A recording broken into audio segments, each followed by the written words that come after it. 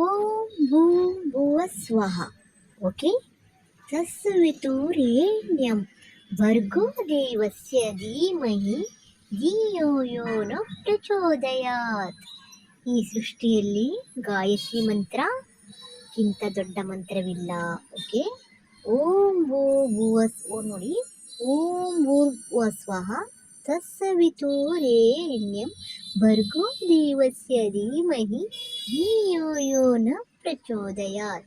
ನಿತ್ಯವೂ ಈ ಮಂತ್ರವನ್ನು ಜಪಿಸುವವರಿಗೆ ಕಷ್ಟಗಳು ಬರುವುದೇ ಇಲ್ಲ, ಅರಿಷ್ಟಗಳು ಬರುವುದಿಲ್ಲ, ದರಿದ್ರವಿರುವುದಿಲ್ಲ, ವಶೀಕರಣ ಶಕ್ತಿ ಲಭಿಸುತ್ತದೆ, ಮನೋಚಂಚಲತೆ ದೂರವಾಗುವುದು, ಆತ್ಮಶಕ್ತಿ ವೃದ್ಧಿಯಾಗುವುದು, ವಾಕ್ಸಿದ್ಧಿ ಬರುತ್ತದೆ, ಮೆದುಶಕ್ತಿ ವಿಕಸನಗೊಳ್ಳುತ್ತದೆ, ಯಂತ್ರ ಮಂತ್ರ ಶಕ್ತಿಗಳು ವಶವಾಗುತ್ತವೆ, ದೇಹವು ಬಲಿಷ್ಠವಾಗುತ್ತದೆ, ಭೂತ ಪ್ರೇತ ಪಿಶಾಚಿಗಳ ಭಯವಿರುವುದಿಲ್ಲ.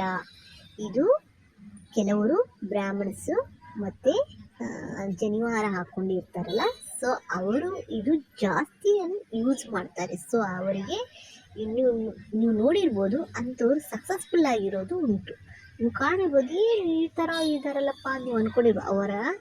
ಅವರ ಸೀಕ್ರೆಟ್ ಇದೆ. ಈ ಸೃಷ್ಟಿಯಲ್ಲಿ ಗಾಯತ್ರಿ ಮಂತ್ರಕ್ಕಿಂತ ದೊಡ್ಡ ಮಂತ್ರವಿಲ್ಲ.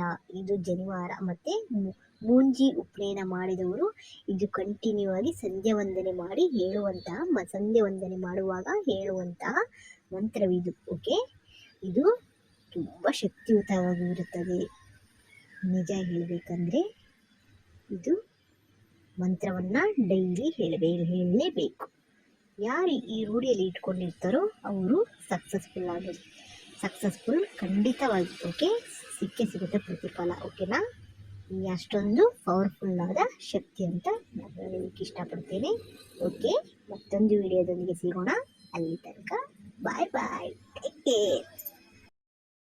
ನಗು ನಗು ನಗು ನಗು ನಗು ನಗು ಚುಕ್ಕಿತಾರೆ ನಾಚುವಂತೆ ಒಮ್ಮೆ ನೀನಗು.